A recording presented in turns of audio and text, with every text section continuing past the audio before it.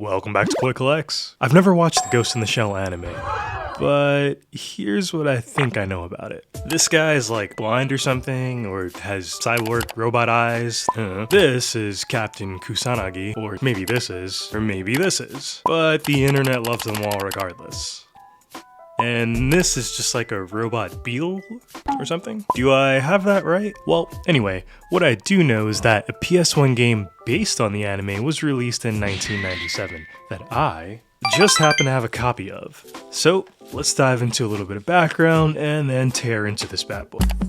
I'll spare you the usual platitudes about how Ghost in the Shell helped anime achieve mainstream status in the West and helped define the cyberpunk genre, and instead highlight some lesser known facts about the franchise, such as how the Wachowskis, creators of the Matrix franchise, were influenced by the opening credits of the anime in creating their now famous digital rain sequence, or how the notion of a ghost in a shell is likely a reference to the idea that a human soul, or ghost, exists within a body or shell, or how the developers of the game we'll soon dive into didn't make Captain Kusanagi playable to prevent the title from appearing to be a character-based game for children. Weird, I know.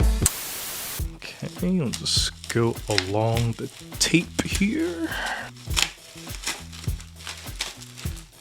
And voila. Wow, this thing is in immaculate condition, I've gotta say. That looks beautiful.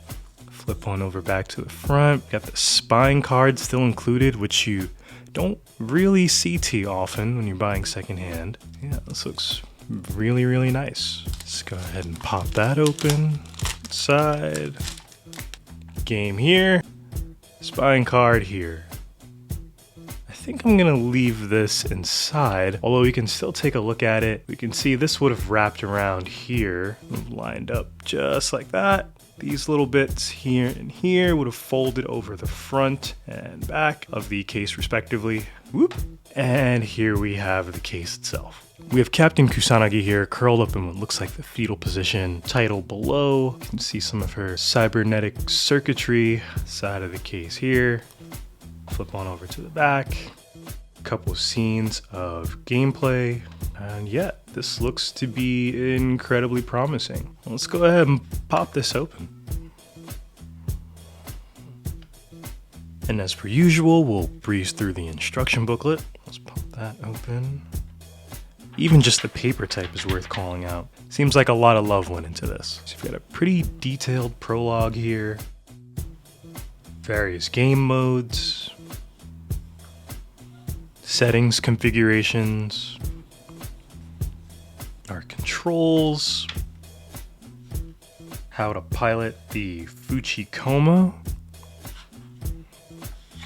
the various missions that we'll play through. Interesting that they're outlined in advance.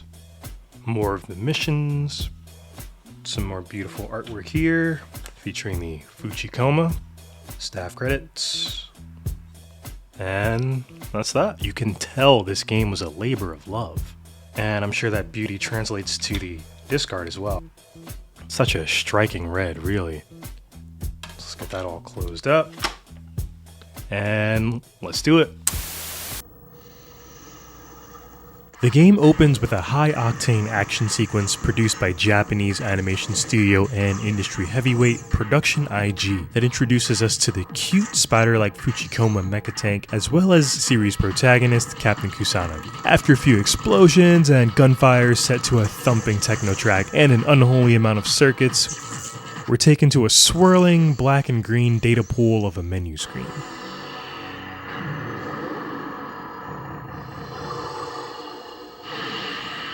The ambient music playing induces the feeling of being underwater. I think I'll start with the training missions to get my bearings. So, here I am, a nameless rookie of Public Security Section 9, dropped inside my own little Fuchikoma, armed with what appears to be a grenade-type weapon for crowd control, I can only assume, as well as a machine gun for standard engagements. The movements of the mech are quick and nimble, and this thing has hops. Sure would be cool if you could drift, and you kinda can. Your viewpoint seamlessly switches from third person to first person as you approach targets, and the lock-on snaps to them pretty quickly.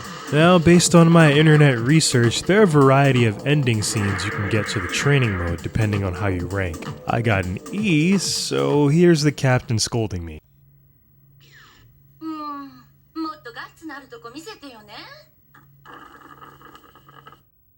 So now I'm gonna log my high score, but maybe I'll just dive into the actual missions. We get another beautifully animated scene that opens with Cyborg Special Operative Bato rappelling down onto a warship to rendezvous with the captain, Chief Daisuke Aramaki, and others, setting the stage for the first mission, a search and destroy on a suspected terrorist hideout.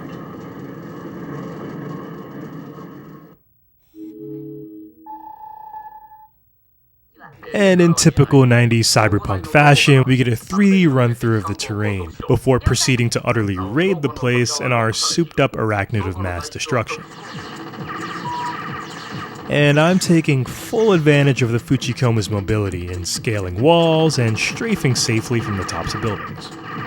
The AI enemies aren't terribly difficult, but the Fuchikoma itself is almost too nimble for its own good, and handling takes a bit of practice. Anyway, our mission goal is to obtain all 4 key cards, so let's go and do that. Whew! Managed to skirt on ahead by the skin of my teeth. I wonder what's in the warehouse. Ah, fuck.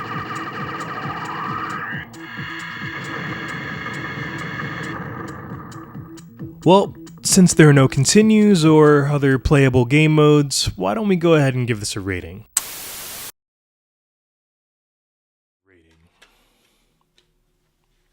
As usual, feel free to pause,